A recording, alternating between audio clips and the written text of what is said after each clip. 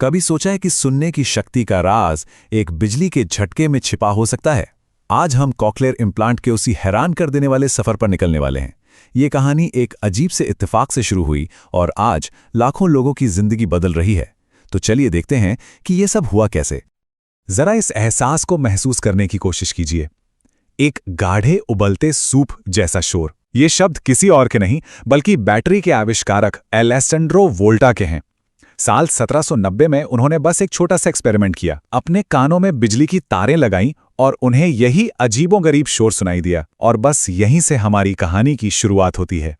तो देखिए, कहानी शुरू हुई 1790 में धातु की छड़ों और 50 वोल्ट के एक झटके से।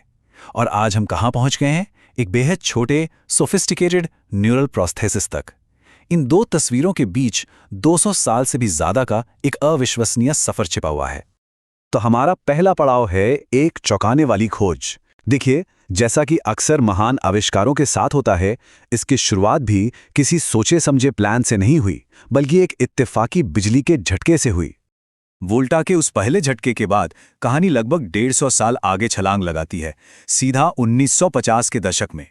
यहां सर्जन सीधे अकॉस्टिक नर्व को बिजली से उत्तेजित कर रहे थे, और मरीजों को क्या सुनाई दे रहा था? किसी को रुले व्हील के घूमने की आवाज आ रही थी, तो किसी को झिंगुर की। मतलब साफ था, ये सिर्फ शोर था, कोई काम की आवाज नहीं। दूसरा पड़ाव, शोर से लय तक। अब असली चुनौती शुरू होती है। इस बेतरतीब से शोर को किसी काम की चीज में कैसे बदला जाए? शुरुआती इम्प्लांट्स की सबसे हैरान करने वाली बात पता है क्या थी? वो लोगों को शब्द तो नहीं सुना सकते थे, लेकिन भाषण की लय मतलब रिदम जरूर पकड़ा देते थे। जरा सोचिए, ये लिप रीडिंग करने वालों के लिए कितना बड़ा सुराग रहा होगा। अचानक से बातचीत की धुन समझ आने लगी थी। फिर आते हैं डॉक्टर विलियम हाउस। 1972 में उन्होंने वो कर दिखाया जो एक असली गेम चेंजर साबित हुआ। पहला पहनने लायक सिग्नल प्रोसेसर। इसका मतलब ये था कि ये टेक्नोलॉजी अब लैब से निकलकर असल दुनिया में लोगों की जिंदगी का हिस्सा बनने के लिए तैयार थी। और अब आता है तीसरा पड़ाव, भाषण की खोज। लय तो मिल गई थी, लेकिन असली मंजिल मतलब शब्दों को सुनना और समझना अभी भी बाकी थी। और ये इस कहानी का सबसे बड़ा चैलेंज था। और इस चैलेंज का जवाब मिला मल्टी चैनल इम्प्लांट में। इसका फर्क समझना बहुत आसान है। सोचिए, एक पियानो है जिसमें सिर्फ एक ही की है, और दूसरा पियानो है जिसमें पूरा कीबोर्ड है। एक की से तो सिर्फ एक ही नोट बजेगा, लेकिन पूरे कीबोर्ड से आप संगीत बना सकते हैं। तो सारा खेल यहीं पर बदल गया। सिंगल चैनल सिर्फ लय दे रहा था, एक ही नोट की तरह, लेकिन मल्टी चैनल ने अलग अलग पिच की संवेदनाएं पैदा की, जिससे दिमाग को शब्दों के बीच का फर्क समझ आने लगा। इसने, सच कहूं तो, भाषण को समझने का ताला ही खोल दिया। ये इस कहानी का सबसे बड़ा टर्निंग पॉइंट था। और फिर आया वो ऐतिहासिक साल 1978।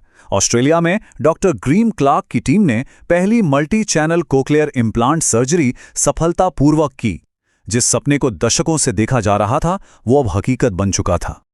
और हाँ, इस सर्जरी से ठीक 1 साल पहले आई थी बिल्गर और ब्लैक रिपोर्ट। इस रिपोर्ट ने वैज्ञानिक तौर पर ठप्पा लगा दिया कि हाँ, कॉक्लियर इम्प्लांट वाकई काम करते हैं। ये वो जरूरी पड़ाव था जिसने इस टेक्नोलॉजी को एक्सपेरिमेंटल लैब से निकालकर दुनिया के सामने ला खड़ा किया। चौथा पड़ाव, तकनीक अब और स्मार्ट और छोटी हो रही थी। एक बार जब दरवाजा खुल गया ना, तो इनोवेशन की रफ्तार तो जैसे रॉकेट की तरह तेज हो गई। अब डिवाइस न सिर्फ ज्यादा पावरफुल बन रहे थे, बल्कि इस्तेमाल में भी बहुत आसान होते जा रहे थे। अगले कुछ दशकों में तरक्की की रफ्तार देखिए। 80 के दशक में जहां सिंगल इलेक्ट्रोड से 22 तक पहुंचे, वहीं 2000 आते आते 24 इलेक्ट्रोड और बेहतर प्रोसेसिंग रणनीतियां आ गई। और सबसे बड़ा बदलाव, वो भारी भरकम शरीर पर पहने जाने वाले प्रोसेसर उनकी जगह कान के पीछे लगने वाले छोटे कॉम्पैक्ट डिवाइस ने ले ली थी। एक पल के लिए सोचकर देखिए, शुरुआती यूजर्स को सुनने के लिए शरीर पर एक बक्से जैसा प्रोसेसर पहनना पड़ता था, जैसा कि ये न्यूक्लियस मिनी 22 था। ये वाकई बहुत बड़ा और असुविधाजनक था। और फिर टेक्नोलॉजी ने एक जबरदस्त छलांग लगाई। अब ये डिवाइस इतने छोटे हो गए कि कान के पीछे आसानी से छिप जाते थे, जैसे ये मेडल टेम्पो प्लस और कॉक्लियर एस्प्रेट। इस एक बदलाव ने यूजर्स की रोजमर्रा की जिंदगी को पूरी तरह से बदल कर रख दिया।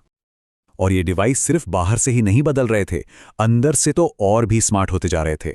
स्पीक, सिस, एस जैसी एडवांस स्पीच स्ट्रैटेजीज आ गईं। शोर में बेहतर सुनने के लिए बीम जैसी टेक्नोलॉजी और संगीत का बेहतर अनुभव देने के लिए ADRO जैसी तकनीकें। यहां तक कि MRI के लिए मैग्नेट हटाने की सुविधा भी इसमें जुड़ गई। और अब आते हैं हम अपने आखिरी पड़ाव पर, सुनने का भविष्य। तो आज हम कहाँ हैं और आगे क्या होने वाला है? अब फोकस इस टेक्नोलॉजी को ज्यादा से ज्यादा लोगों तक पहुंचाने और नई संभावनाओं को तलाशने पर है। पिछले कुछ सालों का सबसे बड़ा और शायद सबसे जरूरी बदलाव ये रहा है, FDA ने धीरे धीरे इम्प्लांट के लिए बच्चों की उम्र कम कर दी। 1990 में 2 साल, 1998 में 18 महीने और साल 2000 तक सिर्फ 12 महीने। इसका मतलब था बच्चों को उनके दिमाग के विकास के सबसे जरूरी पड़ाव पर सुनने की क्षमता देना, एक अनमोल तोहफा।